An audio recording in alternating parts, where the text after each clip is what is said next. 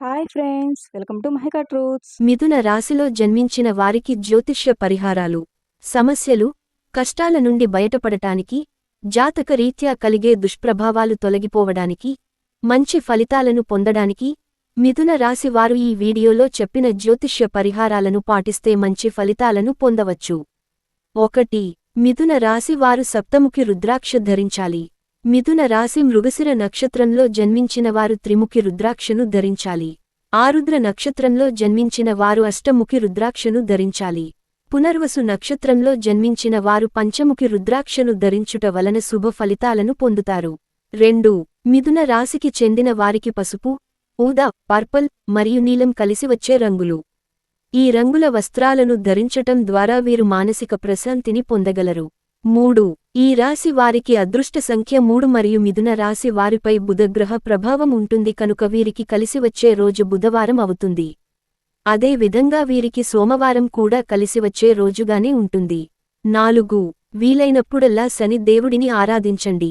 5. వ్యాపారంలో విజయం కోసం వ్యాపార స్థలం యొక్క దక్షిణ దిశలో ఎరుపు రంగు జాడీని ఉంచండి. 6. ఉద్యోగస్తులు పనులలో అనుకూలత కోసం ఒక పసుపు కొమ్మును పసుపు రంగు వస్త్రంలో చుట్టి ఆఫీస్ బ్యాగ్లో పెట్టుకోండి. 7. అనుకూలమైన దాపత్య జీవితం కొరకు మీ పడక గదిని ఎరుపు మరియు పసుపు రంగులతో అలంకరించండి. 8. శుభప్రదమైన మంగళవారం తిథి నాడు శ్రీ హనుమంతుల స్వామి వారికి పొడవాటి వస్త్రాన్ని సమర్పించండి. ప్రతిరోజు లేదా మంగళవారం, శనివారాలు, ఆదివారాలు మరియు పౌర్ణమి రోజులలో హనుమాన్ చాలీసాను, ఇతర హనుమాన్ మంత్రాలను, స్తోత్రాలను పఠించండి. 9.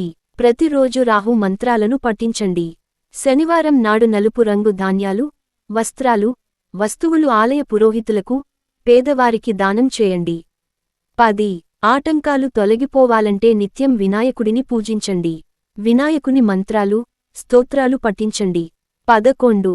అనేక విషయాలలో అనుకూలత కొరకు మిథున రాశి వారు గోవులను పూజించి సేవించాలి. 12. మీ జీవితంలో అత్యుత్తమ ప్రతిఫలాన్ని పొందడానికి మీ స్తోమత ప్రకారం దాన ధర్మాలను చేయండి. మీరు ఎంత ఎక్కువ ఇస్తే అంత ఎక్కువ పొందుతారు. కావున అవకాశం ఉన్నప్పుడల్లా ఏదో ఒకటి దానం చేస్తూ ఉండండి. 13. నీటిలో ఎక్కడైనా చేపలు ఉన్నట్లు మీకు తెలిస్తే అటువంటి సరస్సులు, కొలనులు వంటి వాటి యొక్క నీటిలో ఆహారాన్ని విసిరి చేపలకు ఆహారం ఇవ్వండి. నీటి వనరులలో నివసించే చేపలకు ఆహారాన్ని అందించడం ద్వారా మీరు మీ సమస్యల నుండి మరియు దోషాల నుండి బయటపడతారు. 14. మీ ఆర్థిక పరిస్థితి అనుమతిస్తే అప్పుడప్పుడు దేవాలయాలకు బియ్యం మరియు పాలను దానం చేయండి. ఎక్కువగా బియ్యం భక్తులకు ఉచిత ఆహారాన్ని అందించడానికి ఉపయోగించబడుతుంది మరియు పాలు అభిషేకం లేదా ఇతర ఆచారాలను నిర్వహించడానికి ఉపయోగించబడతాయి. ఈ వస్తువులను దేవాలయాలలో దానం చేయడం ద్వారా మీకు అపారమైన దైవానుగ్రహం లభిస్తుంది. 15. మీకు అవకాశం ఉన్నప్పుడు ఆసుపత్రిలో చేరి చికిత్స పొందుతున్న నిరుపేద వ్యక్తులకు ఔషధాలను ఉచితంగా అందించండి. నిరుపేదలకు ఔషధాలను ఉచితంగా అందించడం ద్వారా మీకు రాబోయే అనేక ఇబ్బందులు మరియు క్లిష్ట పరిస్థితుల నుండి మీరు రక్షింపబడతారు. 16. ఒక పచ్చరంగు గాజు బాటిల్ తీసుకోండి. బాటిల్ను గంగా జాలంతో నింపండి. పూజా వస్తువులను విక్రయించే దుకాణాల్లో గంగా జాలం లభిస్తుంది.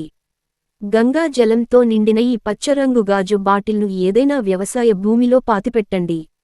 ఈ తంత్రం చేయడం వలన మీరు చేపట్టే వివిధ కార్యకలాపాలలో విజయం సాధించే అవకాశాలు పెరుగుతుంది. 17. వీలైనప్పుడల్లా 12 సంవత్సరాల కంటే తక్కువ వయస్సు ఉన్న పిల్లలకు స్వీట్లు, చాక్లెట్లు లేదా ఏదైనా ఇతర తీపి వస్తువులను ఇవ్వండి. పిల్లలను ఎంతో ప్రేమతో, జాగ్రత్తగా చూసుకోండి. ఇలా చేయడం వలన మీకు అన్ని పనులలో మంచి అనుకూలత లభిస్తుంది.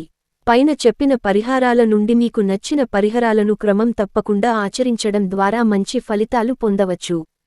Thank you for watching.